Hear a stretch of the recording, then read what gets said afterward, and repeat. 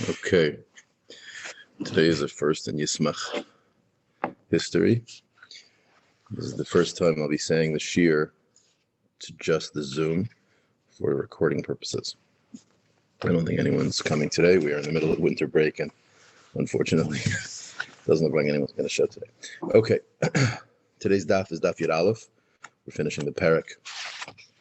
First parak, moving to the second parak of Masechta Moed Kattan, and we had finished off the Gemara yesterday on Yud Amid Beis. We had gotten to the discussion of Rava and Pragmatia Kol Shehu Aser. We are 1, 2, 3, 4, 5, 6, 7, 8, 9, 10 lines from the bottom. We're going to be discussing Pragmatia, business, and we're going to be discussing Dover Ha'avid a little bit today. And we'll start a little bit of a discussion of the second parak as well. Okay. Rava Pragmatia Kol Shehu Aser. Rava says any type of business to do any buying merchandise, selling merchandise, opening a store, closing a store, this type of stuff, that's going to be usher no matter what, kol shehu, even a little bit. Rabbi Yossi bar Oven says that although it is usher, it's mutter if it's a davar ha'avid. B'dvar ha'avid mutter, meaning what's a davar ha'avid? So this is already a discussion in the Rishonim, right? It came up in the Mishnah. Davar ha'avid is davar ha'avid specifically mean a loss of principle. Doesn't mean any type of major loss that's going to come to you, even if it isn't a loss of principle. It's discussed here in Tosfos on the bottom of the daf. Tosfos says, Pirush b'davar she'im lo yim kirena ata. If you don't sell it now, shema lo yim kirena yafe pamacheres. You're going to lose the opportunity to sell it at the price that it is currently at. V'yafsid min hakeren, and you'll lose out even lower than what you paid for it. So if I paid $100 for an item and the market is now available for me to sell it at a profit of 120, Tosfos would say you have no right to go ahead and do that. But if you see the prices going down, and if you don't sell it now, it's going to turn out you're going to sell it for less than the $100 you paid for it, that would already be mutter, and that's considered a davar ha'avid. The Rosh and other Rishonim over here speak out that that's not true. They argue and say that even if it's just a question of an opportunity to sell something at a price that will never come back, meaning for some strange reason, maybe the market is offering some sort of a unique sale opportunity for you to sell it at a higher price or for you to buy it at such a significantly cheaper price. The Rosh is mashma that's going to be considered a davar ha'avid. This is a sugya that this is Gemara we paskin. Davar ha'avid is going to be a heter for pragmatia. Pragmatia is be'etzem aser. That's also machlek Rishonim exactly why pragmatia should be aser. Not really easy to find an afkamina between the different shitas. One shita is because it's really like a shema yichtov type of a halacha, similar to what we find in general by other, the same reason why it would be usher to do business on Shabbos and Yontif, whereas most other Rishonim, I think, understand that it is just a question of a zilzul or a tircha, in which case then you have to sort of work it out. Is that only going to be true when you're discussing buying and selling merchandise, where you're lifting and you're pushing and you're storing? What about just regular, normal office work? Office work would have really very little physical tircha. Maybe the question over there would be a zilzal type of a halacha. Maybe there you're not even discussing. Certainly would be a shema yichtov problem, but maybe because of a tircha you wouldn't have so much of an issue. Regardless, that's the discussion here. Rava says pragmati is aser. Zok Rabbi Yossi bar Oven that b'dovar ha'avid it's mutter. Ravina havalei hahu iska to have a mizdabin b'shisa alfi. He had a certain opportunity, a certain business deal, where he could sell it for $6,000. And shaya lezvune, and he decided to wait basud chalamayid until do it until after chalamayid v'zavne b'treiser alfi, and ended up selling it for $12,000. I guess the Gemara is bringing the mice to sort of let you know that don't think for a second that just because an opportunity seems so good on chalamayid, you'll never have the opportunity again, showing HaKadosh Baruch Hu your respect and covet for the Yontiv and for Hashem's Torah is a way to be zeicha to great bracha. Ravina have a masik zuzi b'bani. He used to have a business. He had a deal with the people who lived Akara de Shanusa on the river of the Shanusa River. He basically had a business deal with these people. And also Lakama de Ravashi, and he went in front of Ravashi and asked him, Amarlei Mahu Lamezla Idna Alayi with Yontiv Cholamayid. Can I go and handle with them in the deal, either sell it to them, buy it from them, whatever it was. Amarlei, he said to him, Kivin Deha Idna Hu de Mishkachas, since now is the time for you to get them, find them, meaning it's possible that in other days they will be in other days you won't be able to find them. It's kiprakmatia ha'avidami v'shari. It's like business that you wouldn't have an opportunity now that will be lost if you wait till after Chol Hamoed, and therefore it's going to be mutter because it's a davar ha'avid. Tanya Nami, this concept of a davar ha'avid was taught as well, Gabi Avodah Zarah, by Avodah Zarah, meaning by a case that involves Avodah Zarah, obviously not Avodah Zarah itself. Ki Gavna, what was the case? Holchin li Yurid, as we flip over to Yud Aleph Amud Aleph. What's a Yurid? Rashi says Yurid is a Yuma Deshuka.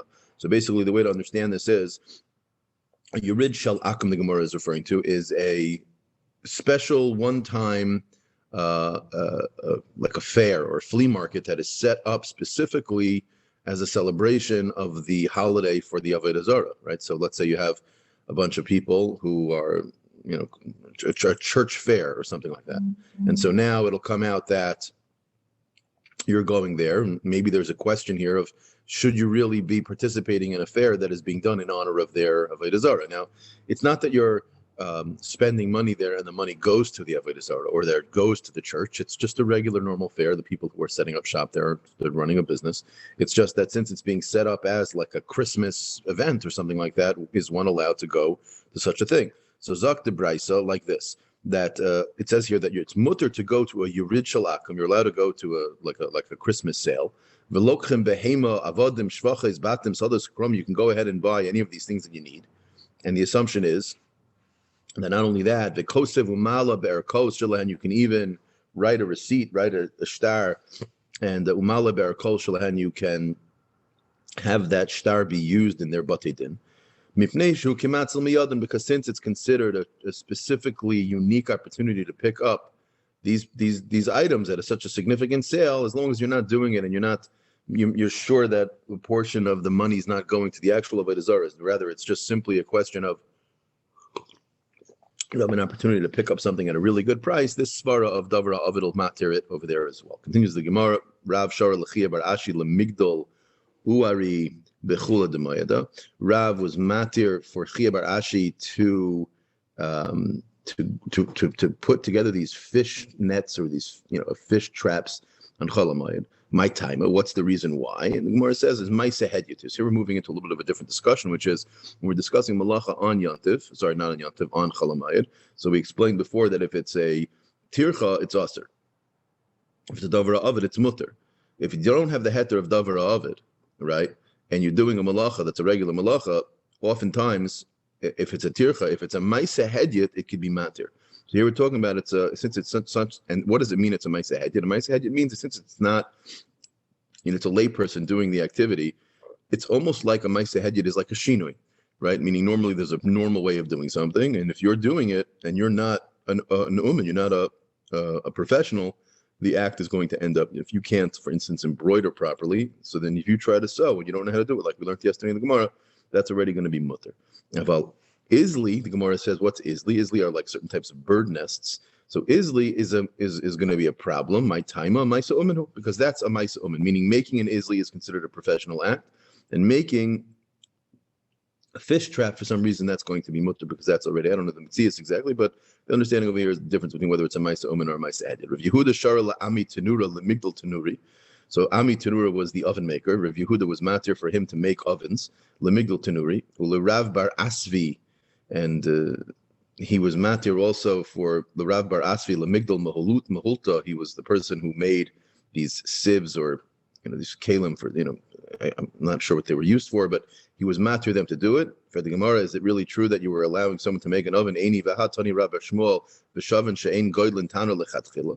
Did we not teach that the machlek is between Rameir and Yehuda, Yibrosi and Rameir before, that they were arguing, but it said over there that it was taught on that machlek is that everyone agrees that you can't make an oven lechatchila, right? You could set it up, but you can't make it up lechatchila. And here he's saying he's matir him to make it up lechatchila.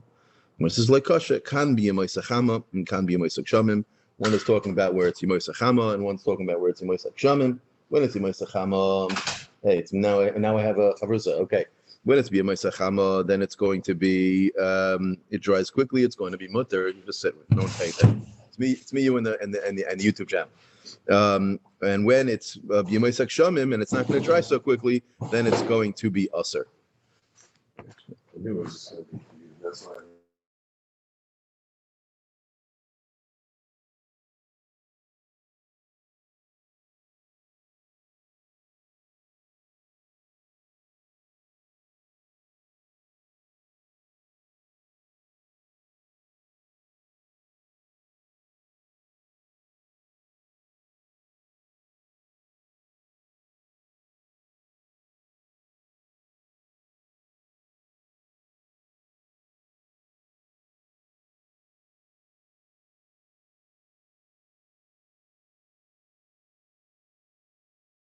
What are you up to? We're holding by the Mishnah, Yud Aleph and Yud Aleph. Perfect. That's what I'm up to. Okay, good. Okay, so new Mishnah, last Mishnah of the parak. And since it's just the two of us, I don't feel, I mean, obviously we'll try to finish it, but, we should learn it. So. Okay, so the Mishnah says, Oisin ma'aka gug.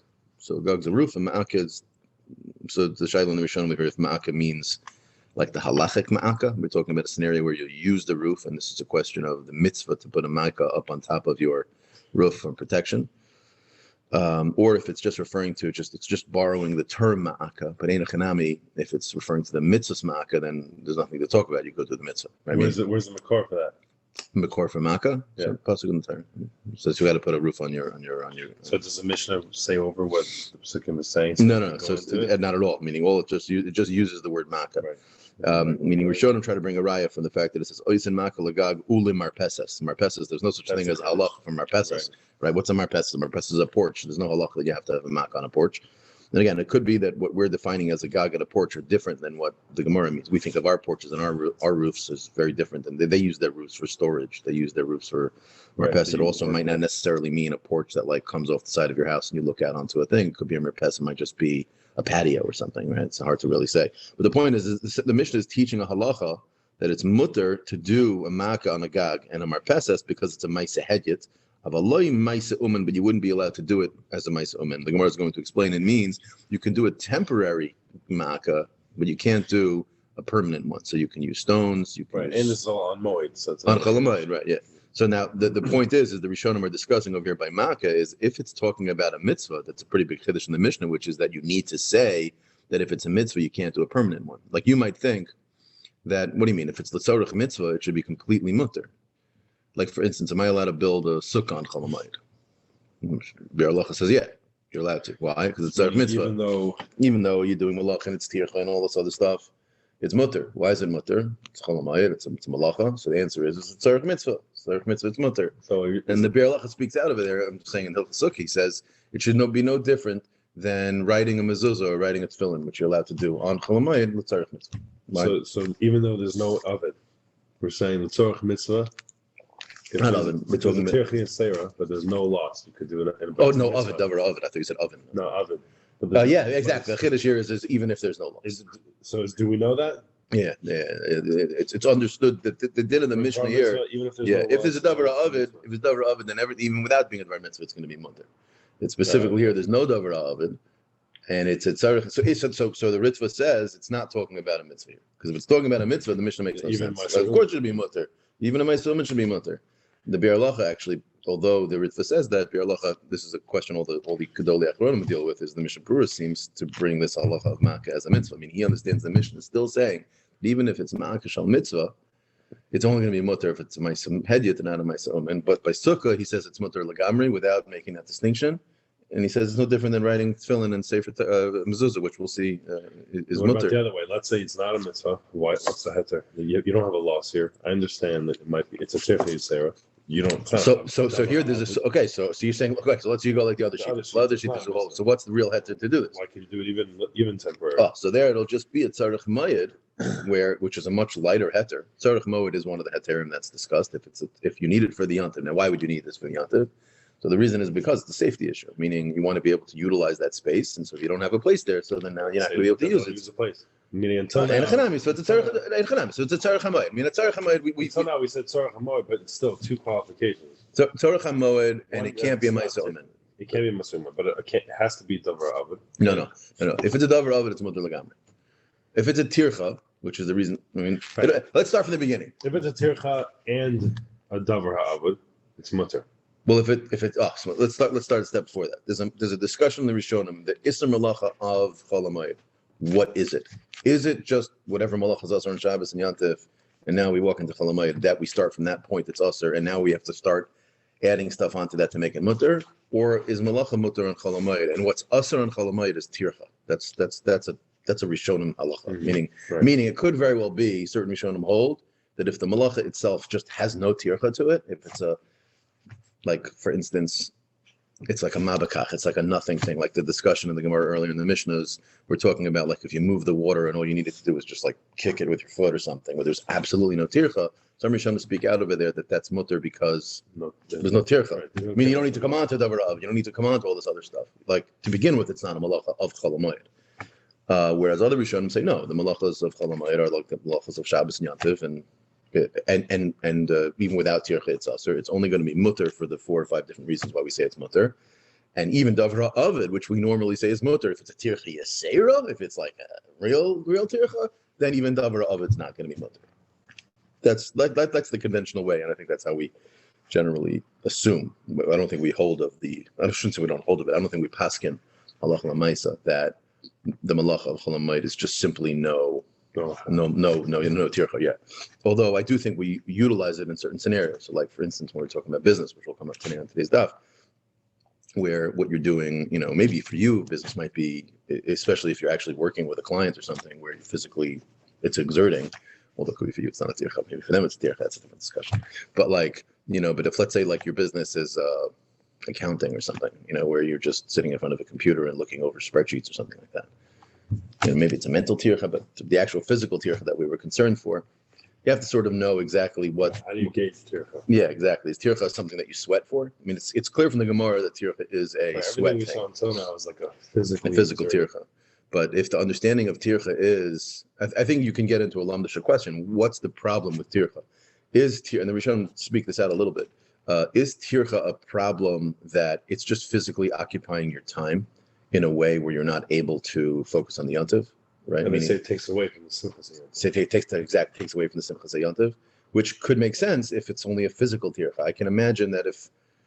I mean, again, everything's going to take away from spreadsheets. Also, take away right. So you have to sort of work it out exactly. What is the nakuda of what we're saying is a problem? Is it just simply a distraction? Then a distraction is a distraction. Right, if it's a type of, what if you get a tremendous amount of enjoyment from?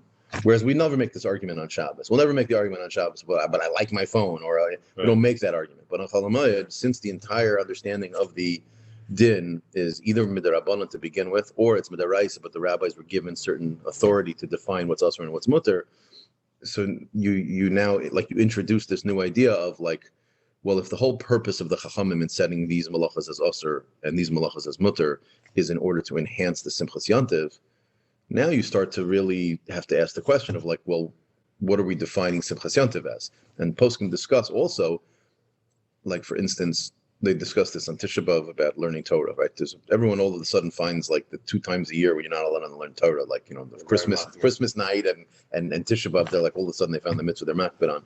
But it's avada pashut that if the alternative to you learning is watching movies all day of garbage, I mean, there's no question you should be learning Torah. It's it's not even a discussion. It's the alternative is reading a trashy novel, not even a question. And it's not even because you need some rabbi to tell that to you. It's just very obvious that's the case.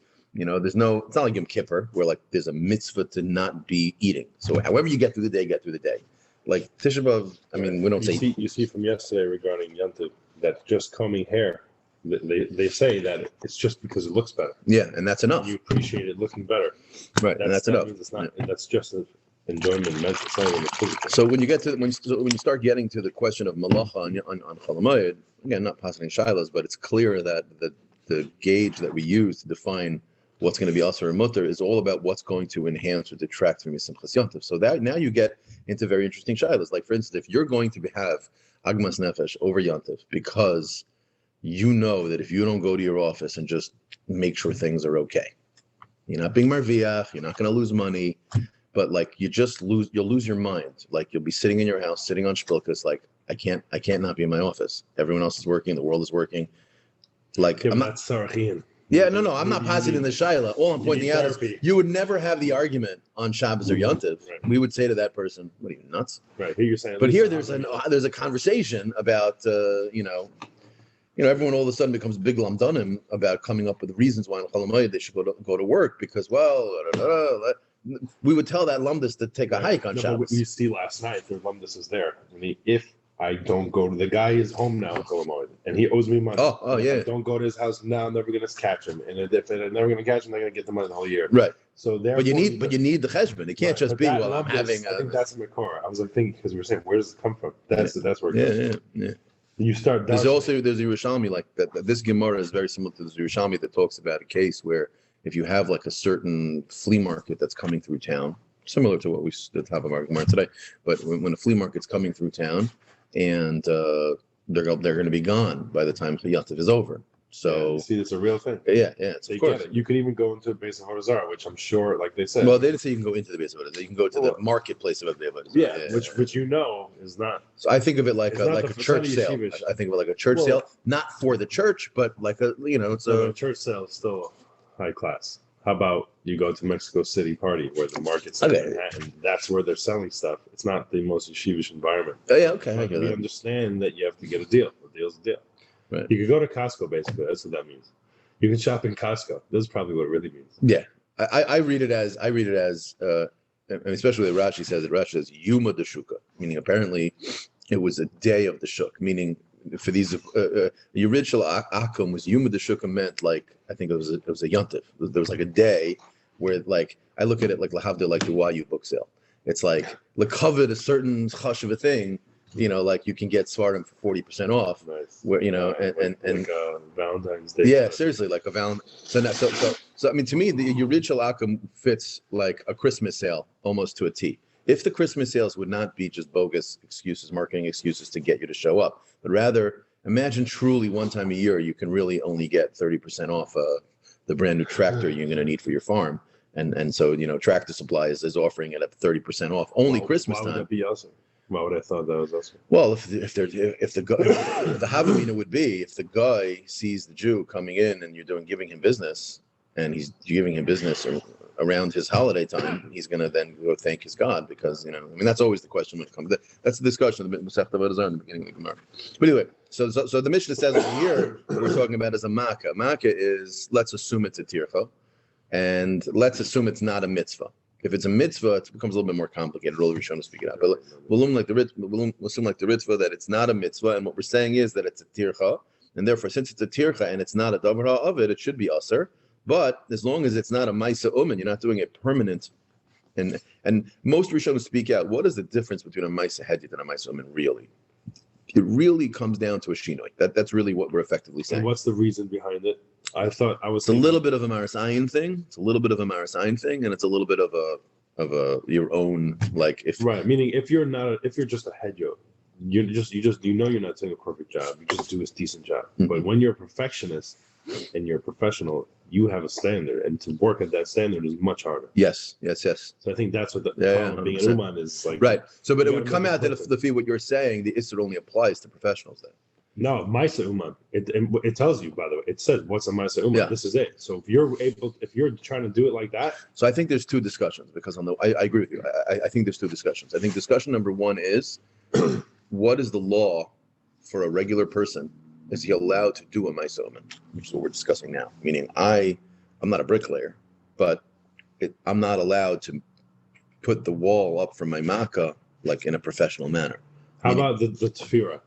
That's the other thing.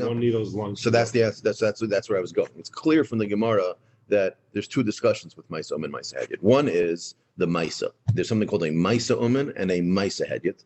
Then the other thing is there's the people. There's a person who's a Uman and there's a person who's a Hedyot.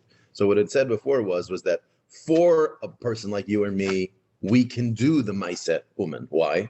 Because it won't be a Maisa Uman. No matter how hard you and I try to cut a hem at the bottom of a pair of pants, we're going to completely botch it. So we'll be left with a Maisa that's anyways not a Maisa Uman. But for an Uman, he can't even do that. So it'll come. So what I'm saying is that there's an objective act that really would be true for everybody. Like this is the act that's usher, this is the act that's mutter. And then there are the acts that for general population is mutter, but for a professional would be usher, right? So like for instance, the perfect case is the case of a seamstress. You hand the seamstress a needle and thread, and with that needle and thread, they can do unbelievable things. Whereas you and I, we would be left with literally a patchwork of whatever. Bloody fingers. Yeah, bloody fingers. Right. But either way, so that's the discussion here. Shafin as hatzedakin, you can smooth out the cracks in an oven. So in their times, the ovens they used to put this they used to smear the inside of the ovens with some sort of a seed of mud or whatever that they would then cook on. So a lot of times it would crack from the heat and they would have to smooth it out. So the halacha They is, stick their bread against it. I mean, if it was an oven for bread, then that's what they would do. But even if they would just be cooking something on top of it as a stove, or the cracks would let out the heat, or it would just start to fall into their food, whatever it was.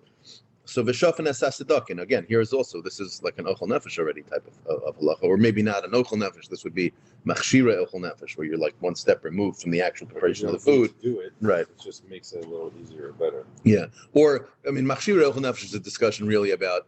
Let's say I have something that isn't in and of itself cooking, like ochel nefesh. Cooking would be ochel nefesh, but I'm cleaning the oven that makes the cooking better. So that's like one step removed. Lighting a fire for the oven. So lighting a fire would be considered cooking because if the food you're cooking right onto the fire, right, that would be ochel nefesh. So fire and cooking and mixing and borer, all that stuff is ochel nefesh. But if I'm one step removed, the ovens technically they have it where the fire's here and the pots are here. Right, I guess it could be theoretically speaking, but okay, but then already at least with Hilas Yontif, you can move on to the svara of mitoch shehotra lazeh. You get to other activities.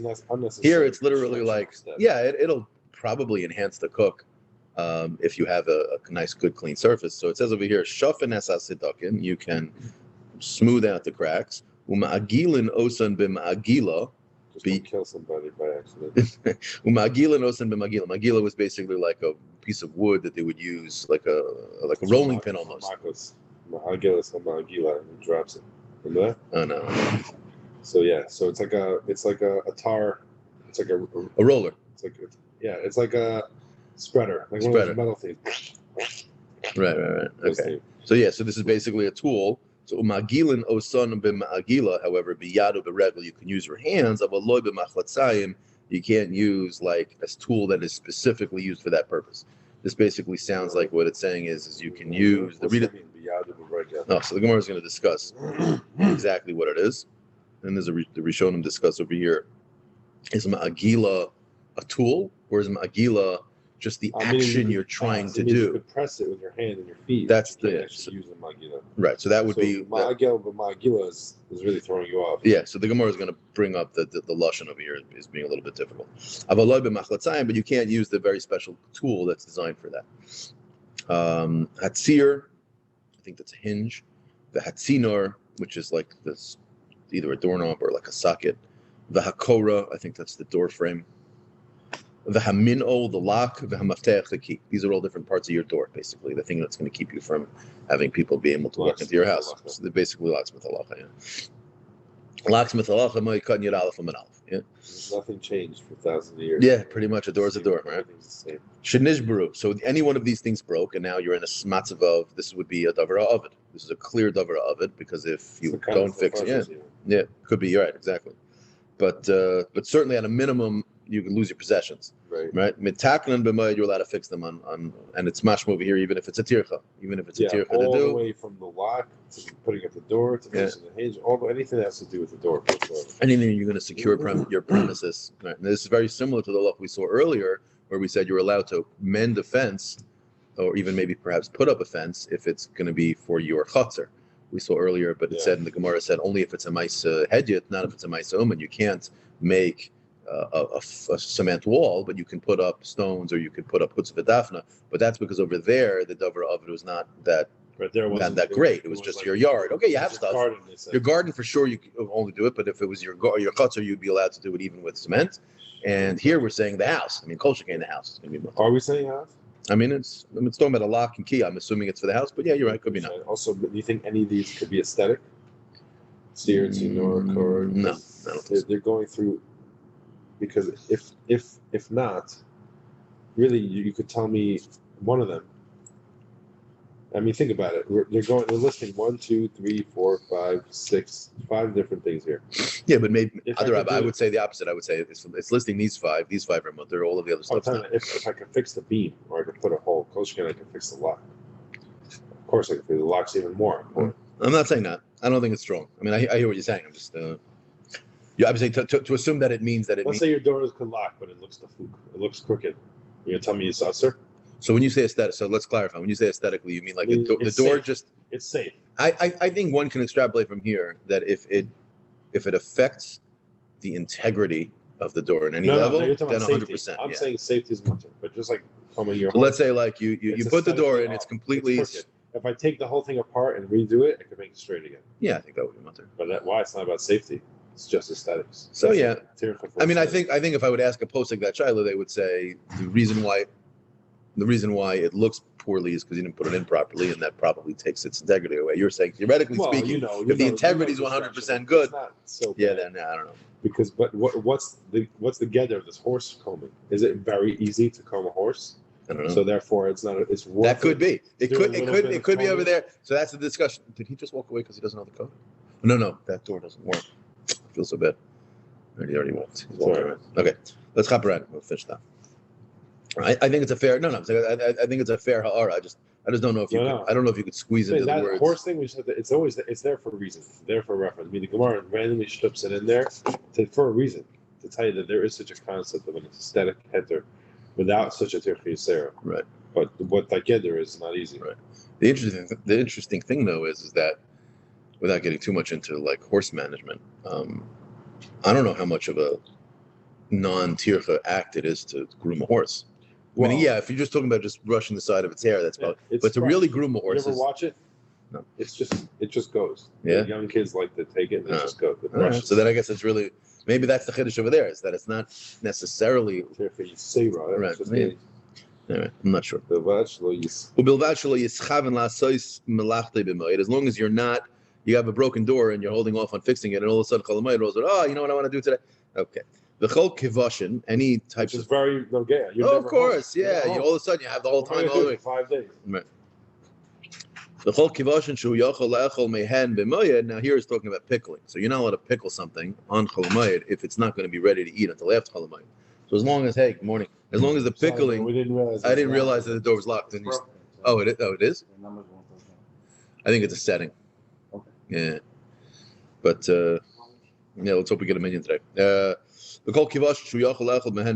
Anything that will quickly pickle, meaning some things take a long time to pickle, some things take longer.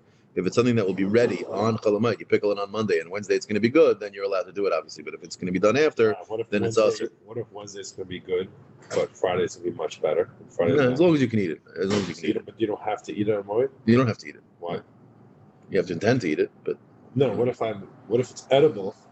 That's it. It's enough. But you can see, but I'm not going to eat it till Friday. Was Friday out or Friday's after? No, Friday's after. Yeah, no, I think as long as it's edible. You probably have intent to eat it. Yeah, it could be. Could be you'd have to have intent to eat it. Or you'd have to have intent for someone to eat it. You're pickling it for someone to eat it. So,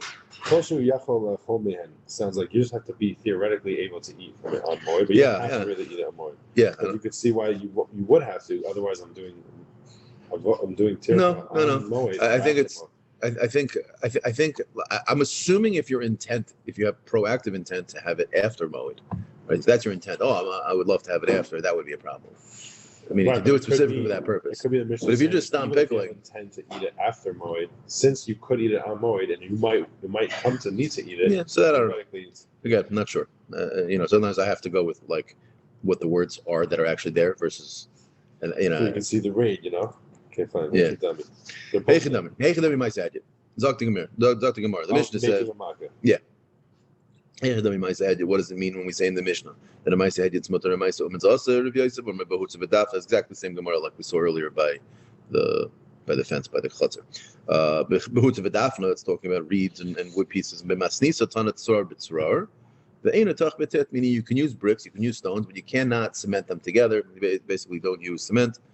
It can't be a permanent wall. It's got to be a temporary solution, not a permanent solution, and that's going to basically be the difference. I can tell when you breathe. Yeah, guys. Enough that it could keep a person out, or whatever safety reason. Yeah, obviously. Or so here you can ask the Shiloh over here. Also, you can sort of say is the purpose of it just as a deterrent, so that it looks like it's good enough, right? It can't be that if there's still a chashash that you have to do that. It can't be. It can't be that you could just push through the rocks and the reeds and everything gets stolen. It has to be that it's not. Well, there has to be an integrity distinction between a permanent wall versus a temporary wall. Yeah, but it doesn't have to be openable and not openable. It could be that they're both closed. They're both not open. You can't open them, but one is it's for 10 years and one's for right. Month. And again, it could also just simply be that it's all about what the purpose of the door, right? Like, so for instance, for my house, right? We're saying over here you can do not for the house, the gog, right? So for my house, it says over here you could fix the lock, you could do whatever you can, right? And there it's a permanent solution, right? There's nothing to talk about, right? So when you're talking about something, I think it'll all come down to what's needed for the davar ha'ovid, meaning like it needs to protect the davar ha'ovid. Like it can't just simply be that you do a perfunctory. I did something. Just I'm allowed to do that, but it has to work, right? Now the question of what works, that could be different, right? So for instance, for like my door, my house, there's no such thing as a mice head yet. Like you can't like just duct tape your door. Like a door has to be a functioning door. But if the purpose, let's say, if it's my fence to my yard, so for instance, my fence to my yard's unlocked. If someone really wanted to come into my fence, they could. What's the purpose of my fence really of my yard? It's just not alert people to all the stuff I have in my backyard. So when they pass by, so the fact that someone could pop the door open doesn't mean that it's not a good fence. It's that it serves a different purpose. So it could be when you were talking about a makkah, what does a makkah need to do? A makkah needs to, and again, a makkah is different than, let's say, we're talking about a fence to a yard. A makkah's job is it has to have enough structural integrity so that if someone's up there and they trip, they're not going to go straight through the thing. It has to hold them in. So maybe that's not a permanent thing. Now, honestly, I can't imagine if you take a pile of stones that it's going to do much. But I guess if the bricks are heavy enough and you make them big enough, it could be, then you thought it's fine. Or it's a couple of boulders or something. But then the whole kotel is not really cemented. Right. It's really just super heavy half-ton bricks one on top of the other. So I think that could be the point between what you and I are saying, where we're saying the same thing, really. It's just, it has to function, but it may not necessarily mean that the functioning has to be in a permanent manner. It could be that its whole function is a deterrent, right? So, I'm not sure. But either way, continues the Gemara. So it said in the Mishnah that Shafan es hasedakin u'magila nosam b'magila. Further, the Gemara has to be magila amr sharei biyad v'regel miboy. So the Gemara is reading it the way you read it, which is the right way to read it, which is that you're telling me I could use this magila, this piece of wood. Then you need to tell me that I could do it with my hand or I could do it with my feet. Obviously, I could do it with my hand and my feet. Somewhere it's on a hachi kamar. Shafan es hasedakin u'magilin osan ke'ein ma'agila. The ma'agila there isn't as the tool. It just means you can accomplish what the ma'agila would accomplish, meaning you could flatten it as long as you're using your yad or regel. But you can't use this other tool. What would you say the reason is for that line right there? Which part? That halacha, that you could use your hands, do it exactly the same way, but not an official tool, which would make it easier. What do you? So I think this comes down to being a Maisa Umed versus a Maisa Hedjit. The problem is that we're basically talking about a temporary fix with a long-term problem. Meaning, if I do a sloppy, patchy job now because it's Moed, I'm messing up this thing long-term. Well, I think that's an assumption that I don't know if it's fair. I don't know if it's fair to assume that just because I'm fixing it now, that it means it's going to be worse off after.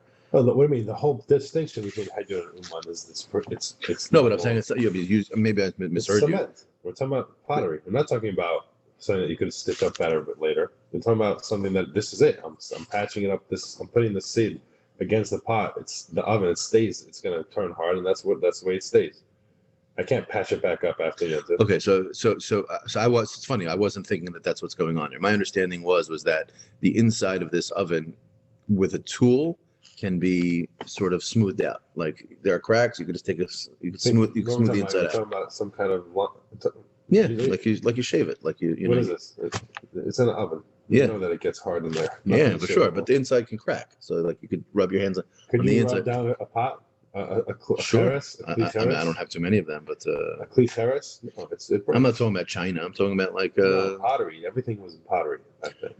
So if it was heat, it's finished. Yeah, but if it's heat, then it's starting to crack. What are the cracks? Wet. You have to put wet stuff. Yeah, you take water and you smooth it back down.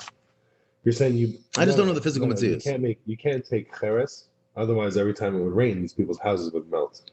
Once it's baked, it's finished. Okay, so then what's the understanding at that point? You're saying what it means is I'm going to take a cement of some type of schmutz, like something and I'm basically filling in the gaps there. And now I just need to sort of like a trowel. I'm basically taking a trowel and I'm sort of smoothing it out. It's just an interesting situation because here I'm doing the same job. I have to do a botchy job with my hand, which is not great, and now it's going to be annoying and not going to be perfect. Or use a tool which is probably smoother and easier, but we don't want you to do, because here you see there's another element that's being added to the Moed here. It's not necessarily Right. about tircha. Here it's like we don't want you to do a perfect job because tell me enough kamina otherwise. Yeah. No, you're right. I hear that. If anything, it's worse to do with my hand and easier to do it with a magila. So what's this extra layer Right. of chumrah now? Especially when you think about the fact that this is really, it's not ochel nefesh, but it's machshira ochel nefesh. Machshira ochel nefesh really should be mutter, meaning you're helping to prepare an oven for cooking. And if you're right, if it's talking about what you're saying, which I guess if that's the physical mitzias, then it would come out that you're maybe even making because any plant pot that you have outside would always melt in the rain. All those those things stay once they're baked, they turn into a clean terrace. They don't melt. Only when you go like this and ghost and it's still wet.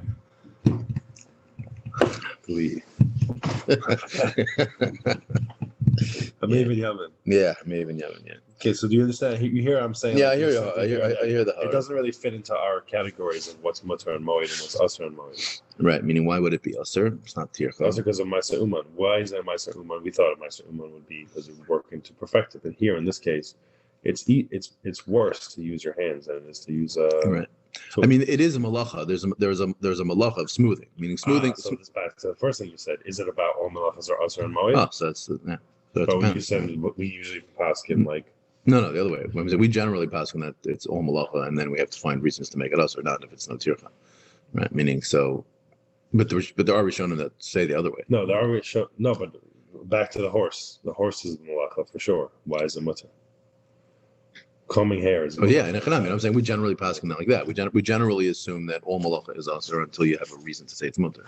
We don't just assume that only malacha of tircha. I mean, there are sheikhs who hold that, but I'm saying it's this would be also because it's a malacha, even though there's no tircha. Adarab, I think your ha'ara is a good ha'ara, meaning there's more tircha to do it with your hands than to use the tool.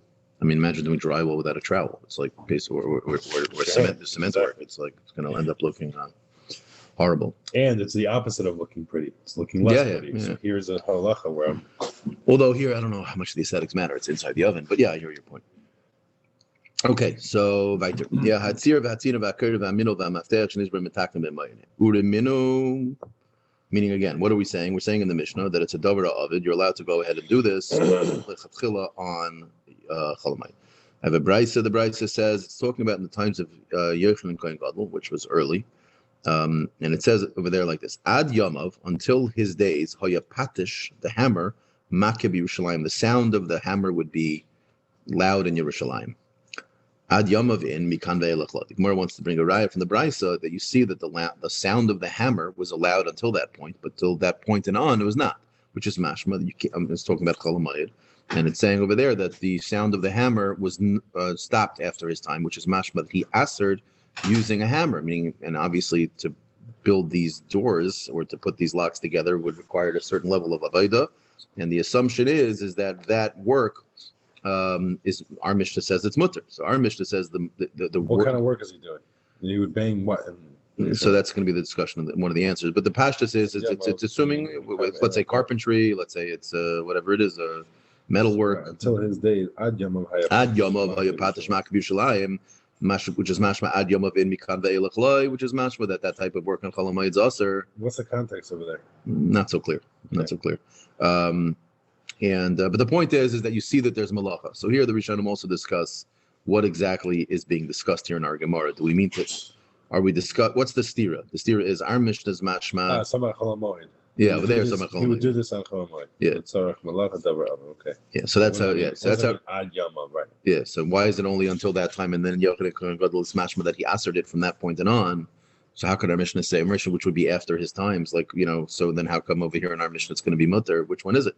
Meaning, and the assumption, of course, is that fixing locks requires banging with a hammer, right? So, meaning, and Rashi speaks out over here that this is a little bit less of a cholamayid shaila and more what's called a hashmas kol, right? Rashi speaks out that the isser here that's being discussed, the Gemara is bothered by, isn't a cholamayid shaila like davra ovid type of shaila. Our Mishnah is teaching us that mitzad the davra ovid shaila, it's mutter.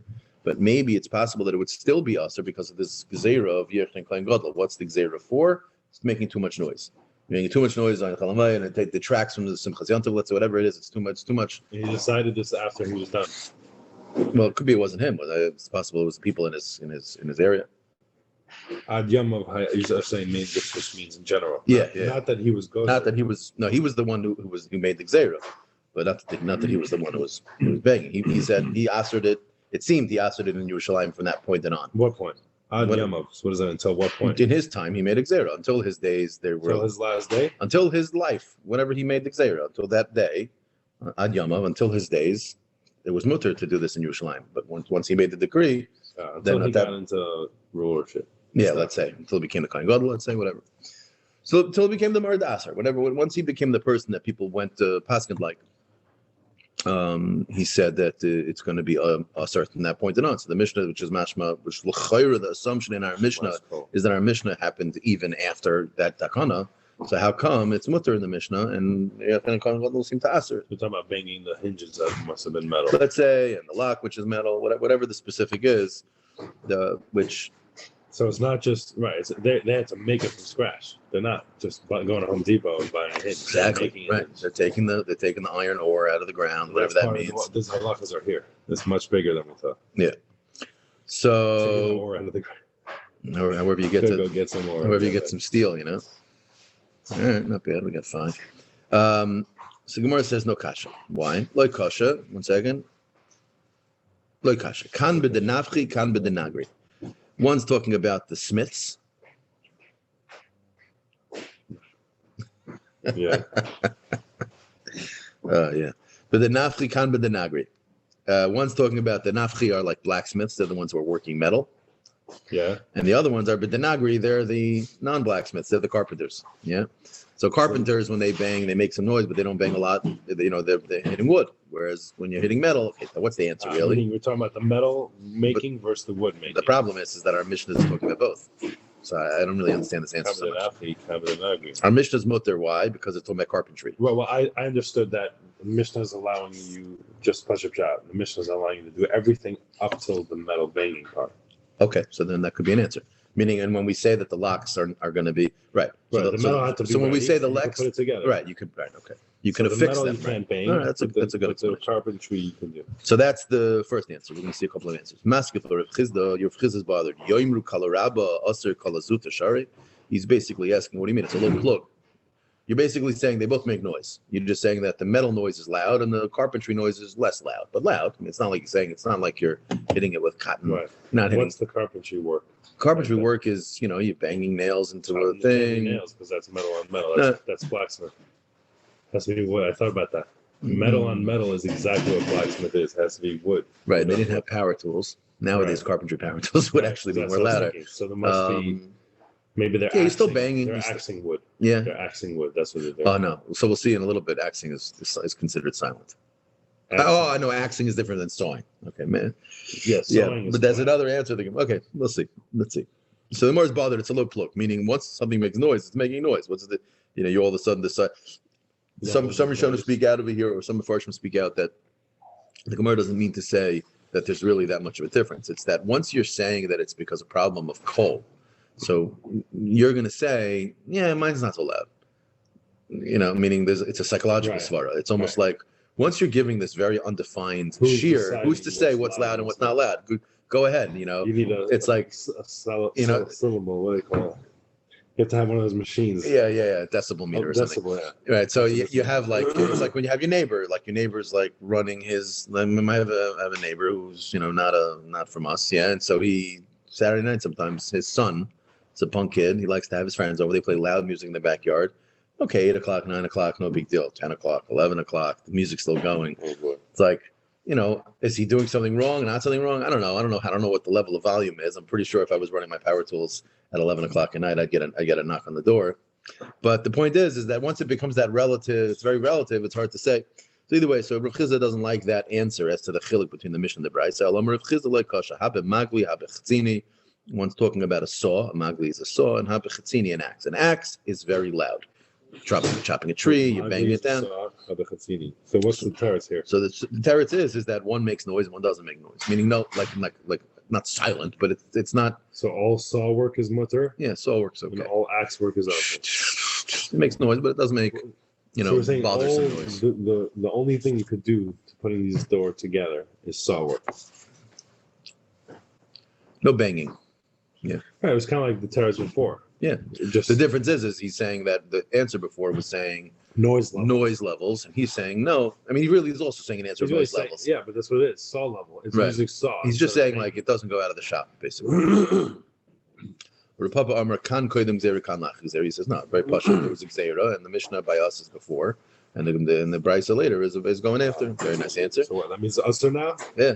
So you can't. So now you have to. Everyone has to break into your house. Yeah, we don't pass him like that. Don't worry about it. Ravashi Amar. Think about what he's saying. It doesn't make sense. Yeah. His svara doesn't make sense in the Gemara. Well, it also doesn't make sense if. I mean, this is just a question of Mitzias. What were they doing? I mean, Rapapa in his town, if someone lost the. Was Rapapa. They have to go in and take it a family? Sorry, man. Not clear. Yeah, I don't know. Ravashi Amar Ha Rabbi Yehuda Ha Rabbi Yossi. No, this answer to this is like we'll see later on tomorrow because we're not finishing it today. The Gemara on Moed Beis talks about Rabbi Yehuda and Rabbi Yossi about a machlekes about by davra ovid whether a person has to employ some type of a shinoi or not. Right? Amar Rabbi Yitzchak bar Avdimi man tana shinoi b'moed b'davra ovid. Who's the shita who holds you need to use a shinoi even by a davra ovid that you still can't use a ma'isa woman, you have to use a ma'isa hedyet. The like Rabbi Yossi, meaning Rabbi Yossi holds you don't need to use a shinoi. So we'll just say that the Brisa, which says that it's usher, is saying it's usher because you're not employing a shinoi. We'll say that that's Rabbi Yehuda. And our Mishnah will say as Rabbi Yossi holds you don't need to do a shinoi. And in which case then he's answering like Rapapa, except that he's answering it in a way where we can hold of our Mishnah halacha l'maisa, right? Ravina keman madlinon ha'idna kabusa de desha bechula de muado. Who do we, based on whose opinion, do we allow you to return the doorpost? Meaning basically fix your doorpost. Keman ki Rabbi Yossi, we hold like Rabbi Yossi, meaning. This last answer is basically saying that you can put the two brises together, the Mishnah and the brisa together, in a way where halacha l'maisa it'll still be mutter without a shinoi. I'm going a little bit into it, I don't care. Yeah. See the difference in like depth when you learn it with Chavrusa versus just go. You like every line. Yeah, of course. It's cool. It's great. You don't finish it that. But if you have a 4-hour seder in the dock, you can do it. Oh, that's the dream, man. That's the dream. You can literally know the entire chest. Yeah, that would be the dream. The dream would be to do it that way. When you're not stuck, everything's spoken out. Kivashin shu yochol echol b'moed kavshin. It said in the Mishnah you could pickle them. B'disa levoy kavari. They had a river that dried up, and there were a bunch of fish in the river. So now the question is, the fish are going to die and they're going to go bad. Can you go take them or not? So Azul Kuli Al Matzad, people would go. Maybe you don't really need it now. You have your food. Yeah, this may be a different oven, maybe it's a question of. I think it's like you need the deal. It's a deal. There's tons of free fish. And it will go bad later. You'll lose that deal. So there's two sheets in the Gemara. We'll see. Azul Kuli Al Matzad. So the Gemara says that everyone would go and take some fish. Just to clarify, there was a river, and the second you started, the river dried out. You try it. I don't know the physical things. Like it wasn't dry because maybe it was drying up, whatever, or maybe there's a diversion. Someone diverted the water, and somehow, like the fish weren't able to go through. Whatever. You found yourself in a situation where there's a bunch of fish sitting in a riverbed, and in a week they're going to all be toast. So now you have a got it. So Ozil Kuli Al Matzod, icy kavra. Everyone would go and grab the fish, and icy kavra, and bring the fish back. Shara lehu Rava lemimlach minayu, and Rava allowed them to salt them. Now, our Mishnah says you can be kaivish as long as it's going to be ready by Yantav. This clearly is not the case, right? Amrli Abaye v'hatan kavshin shul yachol echol mehem b'moed kavshin, but if not. So how is he matir them to salt them? Amrlei kiven dem ikara adaita da'achila ha'isinu. Since when they went out there to bring the fish back, they brought them back with the intent to eat them. Right, and so now it's that he's right. When they went out, they didn't know how much fish they're going to bring back. So they took fish. They ended up bringing back too much. Okay, but now they have this fish. Now they own this fish. So now we're talking about such 100% in your mind. It's just up to your mind. All these halachic ramifications are based on your mental state. Well, according to this first lashon of the Gemara, we're not saying he was allowed to go out to do what he did. But he went out to take, and he took what he took. He went out das to eat now. Yeah. And as long as you went out das to eat now we could figure out a heter to not lose it. We'll see in the second lesson of the Gemara that you don't even need it. But Seidi, it's going to come out to be a hefsid. So therefore, it's kiprakmatia ha'avedami b'shar. This will be like Rava started when we started the daf. Now you're in a state of losing business. So right, and you got into that state, but heter because you actually he wanted to eat it. And now you have a bunch of fish. And you want to know, basically, are you forced to throw out all this extra fish just because you don't plan on eating it now? So that's the first shita, that it's a davar oven. B'ikad amri, Which means now that you learn this halacha, if it happens tomorrow, you can't. You can't go take more than you need. Vika da Amri, and this is how we paskin. Sharalahu Rava Meitzad Maisel. I said the Girsi is a little funny. It really should be Maisel go, Meitzad trap, Aisuye bring, Mimlach salt. That's the real order it should be. But the point is, he was matter them to even just go out and do this, meaning the whole thing lechatchila. You heard about this? We'll see in a second. Amarle Abayi v'ha'onon kivation shehu yachol le'echol mehen kavshan tanan, meaning our Mishnah. Right. Amarle Haninami misachli agav itzitza. He says because since the ones that you consult can be eaten even like not the ideal way, it really would be best to salt them and wait. The proper way would be to wait till after Chol Moed. But since they can be eaten, how does that mean exactly? Haninami. Haninami, these two, all of these fish that he's going to take, misachli can be eaten agav itzitza through itzitza. What's itzitza? Like by squeezing the fish, you can sort of get the salt out. It's not the normal way to do it. But like normally you wait until it's completely gets salted. But what does that mean? Meaning it's still wet or it's not? So you have these fish that are just regular fish. Now you put them in a brine of some type of salt, whatever it is, and they take on this new flavor. It usually takes, let's say, a week for it to get salty the way you want it to be. So and until that point, it's usually not edible, right?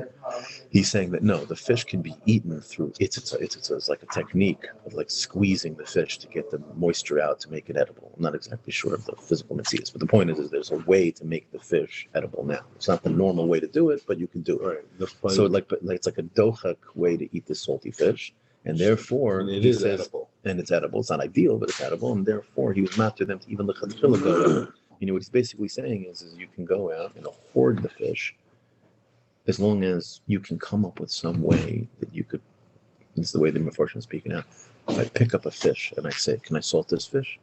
Well, this fish I can salt because this fish I might eat. How am I going to eat this fish? It's not going to be ready. Oh, I could squeeze it. I'll squeeze it out. Now, can you do that on all the fish? Probably not. But he says yes. Yeah, no, that's what I'm saying. So the svara that they say is that it still ends up being an issue. I understand, like you're bringing back much more fish than you'll ever need. That's what he says. He says every fish he salts. He said you could pick this one up and say, "Oh, this is the one I want." Salt it, and then say, "No, I don't want that one. I want this one." It's a little bit of a harama. They would have fell in their head if they would have known what sushi was. Yeah, right. All this fish is edible raw. Yeah. There is a discussion that this whole heter might only apply to these specific types of fish, which might be a discussion, but the Pasha says it's referring to all fish, so you're right. Meaning, yeah. Okay, let's just finish the paragraph. He was able to do 60 itzitzi. I don't exactly know which. He squeezed it 60 times and he was able to then eat it, meaning he made it edible. He says 160 times? He sees the fish 60 times, meaning that's how itzitzi works. Itzitzi means you squeeze it. I don't know the physical mitzvahs, but it seems like somehow you can squeeze it or somehow. Probably because it probably absorbs all the brine or something. And salty, it's not edible. Squeezed to death, and it's salty, then it's probably. Yeah, but it's already dead. I think you're salting it when it's dead already. No. Yeah, I'm saying if you take a fish that you just found instead, but it's raw, and you stick it in salt, and I have a raw, blobby, salty fish. It's nasty. But if you could squeeze out all the juices and it's dry, even though it's still not pickled, but has salty flavor. Could be it's good. Yeah. Strip it down. Now you can eat it more edible. Could be. Yeah.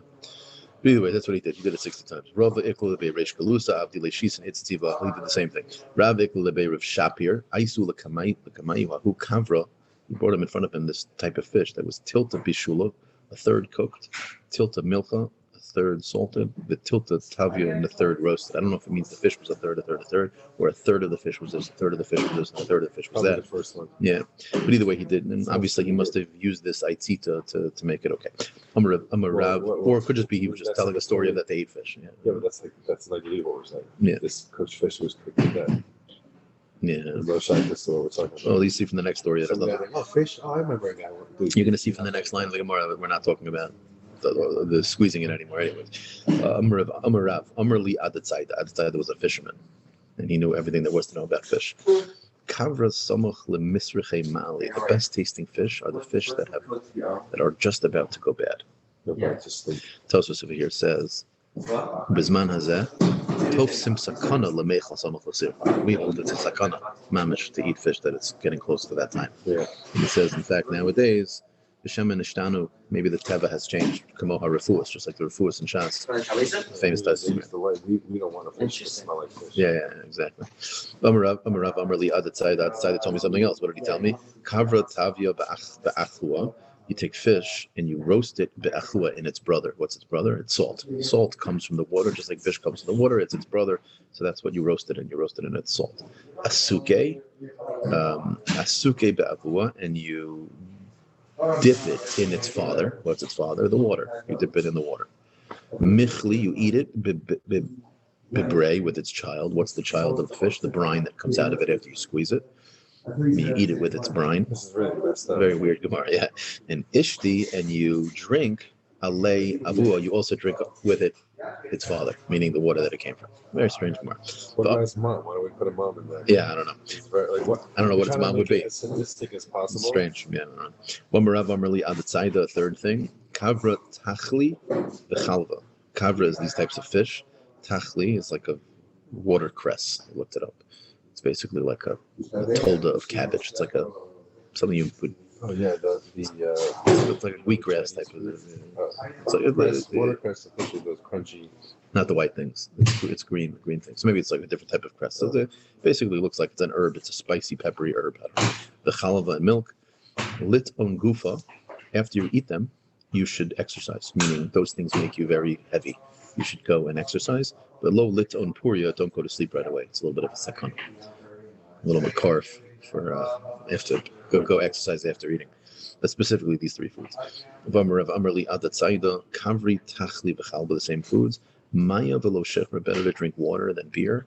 Shechra v'lo chamra, better to drink beer and not wine. Meaning in terms of what's either tasty or sakana, I'm not sure. But Maya v'lo shechra, better to drink milk. No, not milk. Maya v'lo shechra, shechra v'lo chamra. Tachli v'chalva. So Kavri Tachli B'chalva, those three foods, milk, milk's a drink, but I'm saying alongside those foods or drinks, you should also drink water. And then if you don't have any maya, then at least shechur v'lo chamra. Beer better than wine. Don't drink wine with those things; they don't go well. I guess it doesn't pair well. Fish and wine. Fish and wine is a problem, I guess. This type of fish specifically. All right, we'll hold here, and I'll have to figure out a way to finish the task. Today is going to be 100%.